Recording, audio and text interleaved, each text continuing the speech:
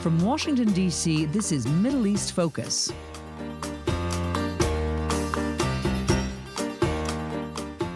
Hello, and welcome to Middle East Focus, a weekly podcast on regional affairs and U.S. policy, produced by the Middle East Institute in Washington, D.C. I'm Alistair Taylor, MEI's editorial director.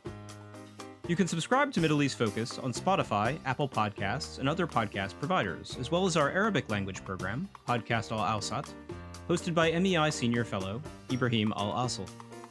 On today's program, we'll be talking about ISIS in Syria and Iraq. We'll discuss the dramatic February 3rd U.S. Special Operations raid that killed ISIS leader Abu Ibrahim al-Hashimi al-Qurayshi, the group's late January attack on the al-Sina prison, and ISIS's broader trajectory in both Syria and Iraq. First up on the program, we'll be hearing from Charles Lister, MEI Senior Fellow and the Director of the Syria and Countering Terrorism and Extremism Programs, about the February 3rd raid that killed ISIS's leader. This segment was recorded after the rest of the discussion in today's episode in light of the breaking news. Charles, welcome to the program. Let's delve right in and get your thoughts on today's breaking news.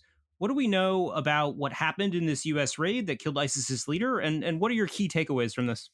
Yeah, Alistair, good to be speaking with you. I guess first off, it's a very significant operation, both from an American and coalition standpoint, but also for ISIS. So late on February the 2nd, several American helicopters entered northern Syrian airspace, flying towards Idlib, landed outside a small residential building, a 3-story building, surrounded the building, and using kind of bullhorns or loudspeakers, began somewhat aggressively demanding that all the women and children in the building be evacuated before any kind of hostilities break out. And quite swiftly, after the building was surrounded, the whole 3rd floor exploded into flames. We've since discovered that the 3rd floor was where ISIS's leader, Haji Abdullah, was living with his family. He had wired most of that 3rd story with explosives and detonated it the moment he realized he was surrounded by American special forces. That killed him and his family, at which point, after a prolonged standoff, a gun battle broke out between the American special forces and Haji Abdullah's deputy and his wife, who lived with their family on the 2nd story of the building. That was a very heavy, very, very heavy gun battle in which both of those individuals were killed and at least several others. There's still a lot to figure out in terms of some of the minutiae. People on the ground report that at least 14 people were killed in this whole raid, and the US so far has only acknowledged 4 of those casualties, including Haji Abdullah. So there's clearly still a lot to kind of piece together, but big picture, this is, as I say, significant from an American standpoint, particularly coming just 2 weeks after ISIS's attack on this prison in the northeast. Clearly deals a blow to ISIS's morale, which received a really big boost from that prison attack. As far as ISIS is concerned, though, this is not a sort of super centrally structured, strictly bureaucratic, tightly command and controlled organization. ISIS decentralized years ago as a survival mechanism, and that has certainly reduced the kind of day-to-day strategic importance of overarching leadership. Much as some US officials have told me today in Washington that Haji Abdullah was in constant communication with operatives in Syria and Iraq, and he was at least in communication, potentially helping to coordinate the prison attack, that just doesn't add up with the way that the US government and the US military has been talking about ISIS. I do suspect there's some kind of optics to do with some of that language we've heard today. And as a result, a guerrilla insurgency doesn't need an overarching leader to look after it and to direct it to do what it needs to do. It's a kind of self-reinforcing campaign that ISIS is engaged with, and I do suspect it will largely remain the same. But of course, there are big questions about who will succeed Haji Abdullah. Will he have the same kind of alleged heritage that would give him the kind of religious legitimacy within ISIS's eyes to take on the title of caliph? That's one big question. And of course, will this individual, like Baghdadi, like Haji Abdullah, be a long-time veteran of the movement, or will this be more of a new arrival to the organization? All of this at this point still remains clear, but unquestionably a big development, but not necessarily a major strategic game changer. Thank you, Charles. Next up on the program, we'll be discussing the al-Sina prison attack and where things stand with ISIS and Syria and Iraq more broadly. The dramatic late January attack on al-Sina prison, a facility housing thousands of ISIS detainees in northeastern Syria under the control of the Syrian Democratic Forces, led to a fight that engulfed the prison and the surrounding city for more than a week. raising troubling questions about the future of the terrorist group and the security of the tens of thousands of ISIS detainees and their families that remain in Syria. There's a lot to discuss, but thankfully we've got two great guests to help us make sense of things. Charles Lister is joining us once again, along with Mick Mulroy. Mick is a senior fellow at MEI, an ABC News national security analyst, and a co-founder of the Lobo Institute. He previously served as the Deputy Assistant Secretary of Defense for the Middle East, a CIA paramilitary operations officer in the Special Activities Center, and a United States Marine. Charles, Mick, welcome back to the program, and thank you both for joining us. Great to be here. Great to be with you. Charles, I want to dive right in here, starting with the al-Sina prison attack. There was a lot of kind of confusion and misstatements in the initial reporting around that, but the smoke has cleared a bit and the dust has settled. What do we know about what really happened? Yeah, so I mean, to be frank, there's still quite a bit of conflicting information out there and claims by different actors. But to start from the beginning, this was, whoever you believe, this was a very significant ISIS operation in terms of scale. The SDF, our partners on the ground, claim to this day that there were 200 to 300 ISIS militants involved in attacking the prison facility from the outside. ISIS on its side claims that only 12 militants were involved in the initial attack. So obviously there's some conflicting information in terms of those numbers, but I would imagine they're probably somewhere in the middle. But the attack involved 2 suicide truck bombs on the outer periphery of the northern wing of the prison, which happens also to have been the area of the prison that has held about 700 to 800 minors, young boys who the SDF have deemed for one reason or another to have been a sufficient security threat to be held in the prison rather than in the IDP camps elsewhere in northeastern Syria. But basically, ISIS launched an assault on the prison with those 2 suicide truck bombs. They broke down several of the external walls and facilitated the escape of at least, I think, several hundred ISIS prisoners from within. And then at the same time, some of those fighters remained within the prison facility and kind of took control of that northern wing. And they remained in control of that northern wing for a week, despite some very heavy fighting that also brought in US and British special operations forces for a period of time. So the attack in and of itself was very significant. There's also conflicting information in terms of how many ISIS fighters sort of escaped and are still alive to this day. The SDF claims to have killed 370 or so escapees, but there's also some fairly solid information out there to suggest that at least several hundred more escaped and are still alive. So yeah, short answer is it was very significant, certainly the biggest attack we've seen from ISIS since the fall of the territorial caliphate, and a very big wake-up call for everyone concerned. Mick, while the attack has understandably attracted a lot of attention, it didn't exactly come out of nowhere. Since the defeat of the territorial caliphate nearly 3 years ago now, ISIS has been carrying out a steady stream of smaller attacks in both Syria and Iraq. What's the sort of macro view on the security situation in those two countries? Well, first, I'll start. I'd agree with Charles on the significance of the attack that we saw in this prison. It was complex. It was effective, at least in part. And it took quite a bit of effort to be successful in thwarting it, including bringing, as Charles said, special operations forces from the UK and the United States. To your question, I think this shows that the mission to ensure the enduring defeat of ISIS has to continue. We should not be looking for an off-ramp. We should be looking to increase, if needed, the enabling troops and other resources that we provide the fight in Iraq and Syria to the extent that ISIS is looking to return. And they are. I mean, that's the whole purpose of their existence.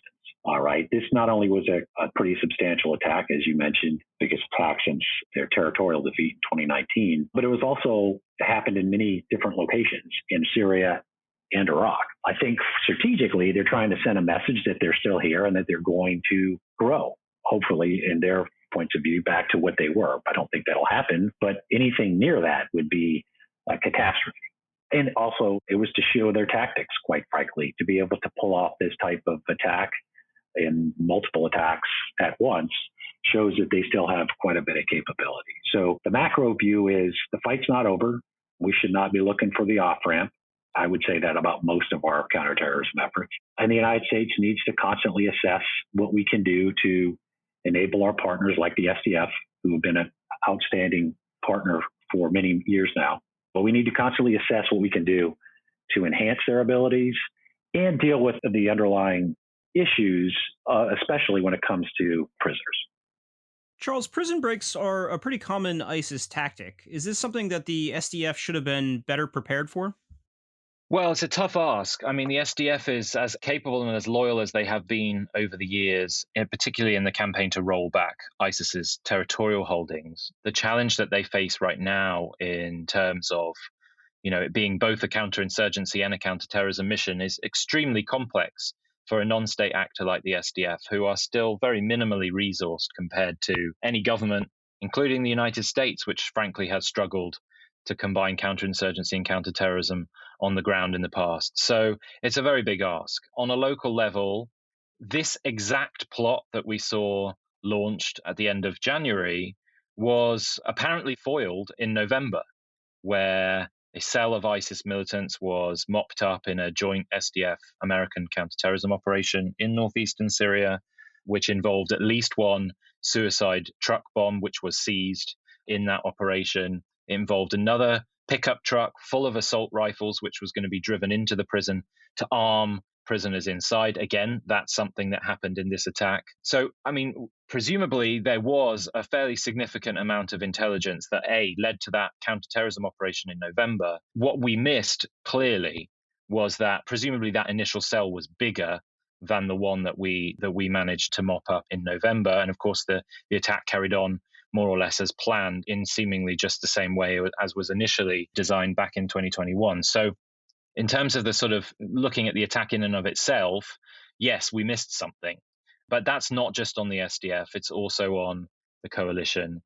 The big sort of real vulnerability here is the sort of ticking time bomb that we've all known about and we've been talking about for years, which is these kind of makeshift prison facilities. I mean, al-Sina prison is the biggest detention facility in all of the SDF areas. It held, I say, because they're not really there anymore, between 4,000 to 5,000 ISIS prisoners. And yet it was really just a series of former school buildings with a large wall built around them. So this was always a ticking time bomb. ISIS made no secret of its intent to attack prisons and break prisoners out. And we've known about it internally for a long time too.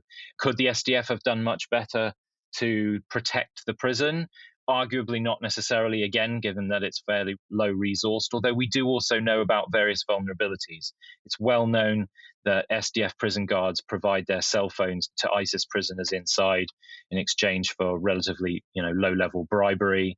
If the SDF's numbers in terms of this attack having involved 200 to 300 ISIS militants is anywhere near correct, that would also raise very serious questions in terms of the SDF's local security. This is an urban, highly defended environment. There are at least 12 SDF checkpoints that lead from the countryside to this prison. So therefore, 200 to 300 ISIS militants would have had to have traversed at least a dozen SDF checkpoints, along with 2 suicide truck bombs that were then parked outside the prison building before they were detonated. I mean, that does raise very serious questions in terms of the local security, and also potentially raises the question as to whether or not ISIS had managed to infiltrate some of those local security forces and or checkpoints, which is, of course, something that ISIS has done, as far as I'm aware, in almost every single prison break it's conducted over the last 10 to 15 years. So there are certainly big questions to ask. But ultimately, the onus still here comes to the international coalition and how well we are, or how insufficiently we are resourcing this current effort, which, as I say, is actually arguably much more complicated than rolling back a visible territorial entity. Taking a step back here, Charles, building on what you've said already, what are your kind of main takeaways from this attack? Well, to be short, I mean, it is, as I say, the biggest attack we've seen from ISIS since the territorial defeat in 2019. I think it's a clear indication, as Mick said, that the campaign that we're currently engaged in is far from over. I would go as far as to say we are insufficiently resourcing the current campaign.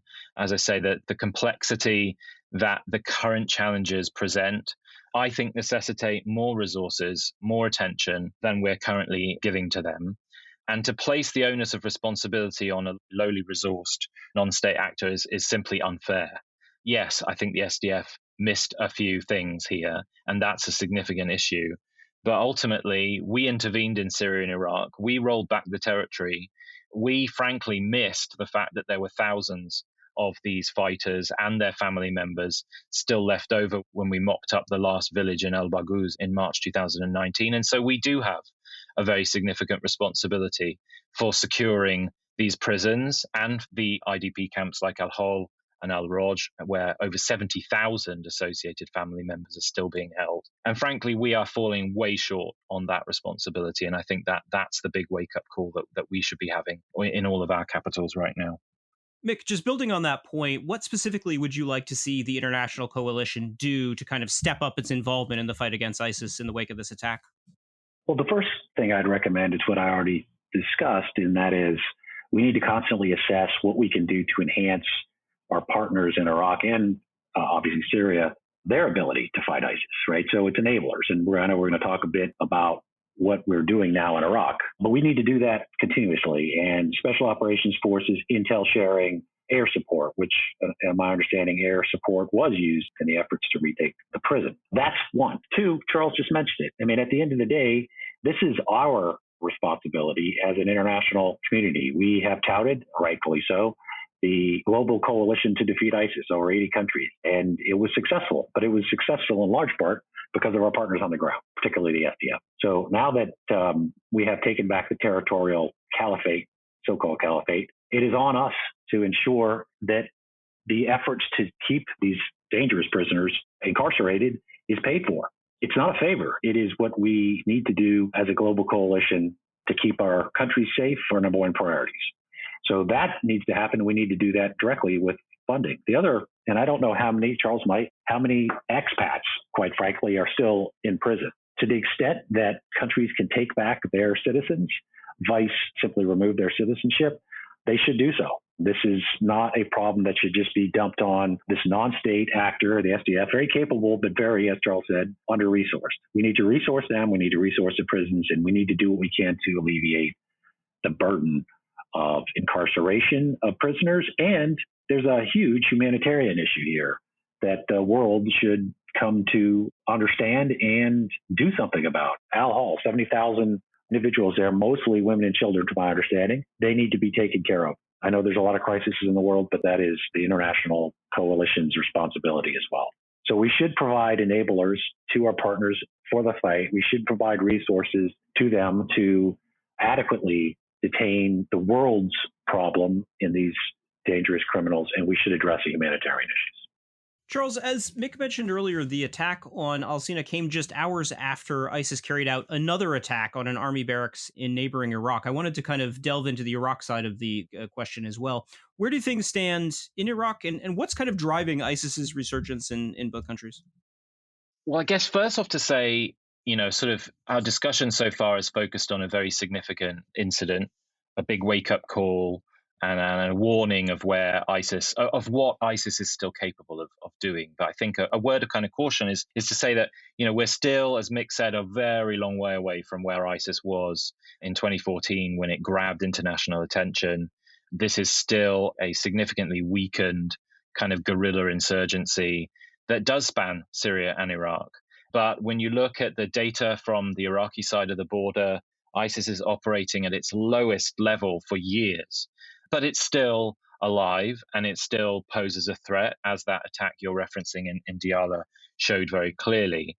But it's still very sort of low level in terms of the frequency of attacks. I guess what I'm most concerned about is that even while those attacks remain relatively low in number, they do appear to be increasingly bold in terms of scale and in terms of the impact of the attacks themselves. And that's on both the Syria and on the Iraqi side of the borders.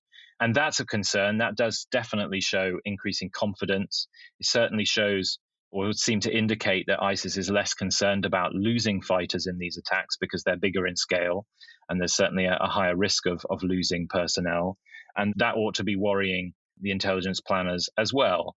But, the cautionary word is we're still dealing with a low frequency insurgency, but one that does seem to be increasingly confident. Why is that?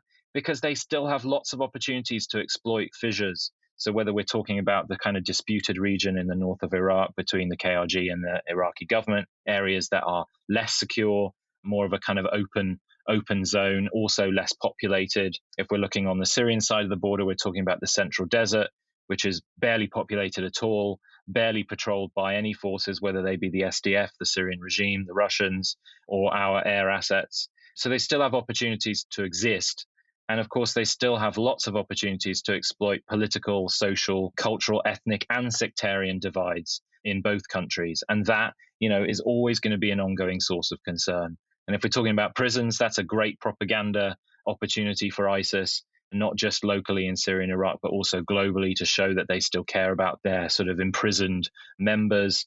And we should continue to be looking at places like Al-Hol, where, while we're not talking about male detainees in those camps are an enormous propaganda boon for ISIS. The fact that they continue to exist, the fact that the humanitarian conditions are so dire, that's a big opportunity for ISIS too. So if we're looking at, the day after, what should we be also securing? It's not just the prisons, but it's those camps too. Mick, in December of last year, U.S. forces in Iraq transitioned from playing a direct role in combat missions to an advise and assist capacity. How much of a factor do you think that is in this whole equation? So I wouldn't get hung up on how they characterize the force necessarily. I mean, essentially, combat forces has to do primarily with their composition and strength and their ability to do unilateral operations. As you said, they're not advise and assist, but these forces can advise and assist on combat operations. So special operations forces are combat advisors. They can enhance the operational planning. They can enhance the command and control of an operation. Obviously, the air component, which is what we did primarily to assist the SDF in recapturing the terrain that they did, was a substantial air component. And that's what we can do for them now. And then lastly, for my old organization, the CIA and Defense Intelligence, we can help them understand what the current state of ISIS is so they know how to adjust, how to prepare, and then tactically how to attack it. So I think that is something that we could sustain indefinitely. And it's something we should look at doing both in Syria and Iraq. We aren't losing forces over there. We are enabling our partners, and we're there at their request and their permission, for the benefit of both countries, a lot of countries, quite frankly, the United States, Iraq, Free People of Syria, and all of our allies in the global coalition. So we need to keep doing what we're doing. If for whatever reason we see a shift and ISIS starts regaining, going back toward what it was, then we should increase. I just don't think off-ramps and in-games are helpful when it comes to counterterrorism in general, and certainly not counterterrorism when it comes to ISIS in Syria. Charles, we're kind of just past the 1-year mark on the Biden administration, and I wanted to get your thoughts on what it has and hasn't achieved when it comes to the fight against ISIS in Syria and Iraq. Well, to sort of piggyback off some of the things Mick was just saying, I mean, to bring the discussion to Washington, there is still significant debate internally about whether or not the US should be engaged in these kinds of campaigns, full stop. When we're looking at Syria policy, for example, Syria policy writ large, there is a kind of increasingly loud minority that says we should have nothing to do with Syria. There are other governments, in the case of this argument, like the Syrian government, the Russian government, that can take responsibility for challenges like ISIS, and therefore we should be out of there. Now, that remains a minority, but it is an increasingly loud one. So I think what the Biden administration has managed to do so far is to keep that at bay, to acknowledge that the challenges posed by ISIS, both in Syria and Iraq, remain, and that we have a responsibility and a capability to continue to confront those challenges. So we still have roughly 900 troops on Syrian soil. We still have the more significant, albeit an advisory deployment in Iraq. And I think all of those things are good things. My concern, though, to sort of, double down on some of the comments I've said already, is that we acknowledge the challenge remains, but I don't think that we are as politically devoted or dedicated to confronting those challenges as we have been before. And that's probably, frankly, also due to domestic considerations. And that's the challenge. It is a great achievement. It was a great achievement that we managed to roll back ISIS's territory in Syria and Iraq in previous years. But as I say, the challenge we confront now is much more complicated. In Iraq, we have managed to rebuild, I think, a more capable Iraqi security force than existed in 2014. And I think the results of that are showing on the ground in terms of their independent operations against ISIS. But the challenge in Syria is enormous. And kicking the can down the road, which frankly is how I would describe the Biden administration's first year on countering ISIS in Syria policy, kicking the can down the road, is far from sufficient. And this attack that prompted this podcast shows how insufficient that approach is. ISIS is stronger today than it was a year ago when Joe Biden entered the White House. And we need, and we have the capability to be doing more to roll that back, but we're not. And frankly, I don't see us doing that either. And that's what we need to continue to debate, but also to push for in the public. We're running short on time, but before we wrap up, I want to get both of your concluding thoughts, starting with you, Mick. I guess just kind of piggybacking off of what Charles said, given the kind of high profile nature of this attack, do you think this is the big shock to the system that everyone needed to finally get some action on resolving some of these long-term issues like the foreign detainees? Well, I certainly hope so. I hope that the voices that Charles is talking about that think that the answer to the global fight on terrorism is to quit become fewer and fewer, quite frankly. I understand and I agree with the priorities that we put in our national security strategy and our national defense strategy, where fighting terrorism is not as high as strategic competition, as they call it now, with Russia, China, the rogue states of North Korea and Iran. But however, the enemy gets a vote. So if there's a major attack in a Western city, all of a sudden that priority is going to go shoot up the list.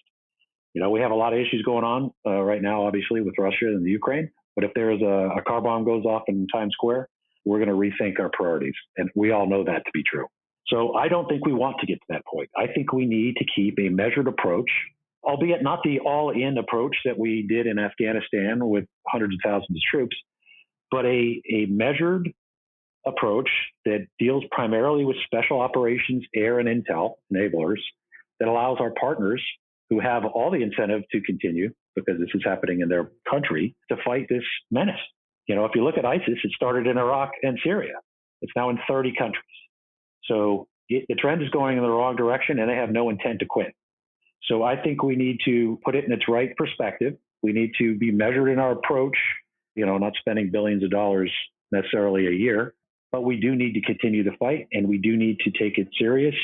We're in it for the long haul. You know, you don't see police officers sitting around talking about the end of crime. You shouldn't see counterterrorism operatives talking about the end of terrorism. I would like to see it end. I think we all know it's not. So we need to be measured, but we need to be persistent in our efforts. Charles, you've got the last word here. Any final thoughts? Might need to be a bit more than one word, but I will say, I mean, I agree with everything Mick just said. I think the challenge remains. This is still our challenge to confront. I am concerned about the sort of political focus. Of course, we have significant, if not more significant, challenges elsewhere, as Mick said, like the Ukraine. But this is still something that could come back to kick us in the teeth if we don't keep sufficient attention on it. You know, there have been a series of statements put out by the DoD and by the sort of US-led coalition, OIR, in the last few days that do appear to be kind of missing a step a bit. I mean, they read a bit propagandic-like in the way that they describe this as a failed attack. There was one statement that said that because ISIS militants died in this attack, it was therefore a failure and made ISIS weaker. I mean, if that's the kind of sort of analysis that we're using to plan ahead for, I worry significantly, because this attack was an enormous morale boost for ISIS, locally, but also internationally. That much has been very, very clear. The attack wasn't a failure if it broke out even a few dozen militants. And as I said earlier, the likelihood is that the attack broke out a much more than that. Attacks are continuing around the prison. They've continued for days since we proclaimed the attack to have been finished. So, you know, the ongoing concern just in Hasaka City is very significant. Beyond that, I would only say that, to zoom out a little bit, you know, if we're talking about countering ISIS in Syria, ISIS was always just a symptom of the broader Syrian crisis. It will continue to be a symptom of the broader Syria crises. And if we don't acknowledge that, and if we don't seek to try at least to play a role in resolving the deeper root causes of Syria's crisis, then ISIS is always going to exist on Syrian territory. And that's going to put us in lots of tricky situations in the future. So it is not enough to just keep 900 troops on Syrian soil and to resource the SDF and hope that ISIS will go away. It will be there so long as Syria remains in the contested, unstable state that it is in today. And at the moment, kicking the can down the road will guarantee that all of that remains the same. And that's a bad thing for everyone concerned. We'll have to leave things there for today. But Mick, Charles, thank you both very much for joining the program. Thank you. Thank you. That was Mick Mulroy and Charles Lister. You can follow all of MEI's coverage of ISIS, counterterrorism, and Syria and Iraq on our website at www.mei.edu. That's all the time we have for this week. Thank you to our listeners for tuning in and to our production team for their work on this week's episode. You can follow MEI on Twitter, Instagram, Facebook, and YouTube, and subscribe to our email newsletters for the latest analysis and information about upcoming events.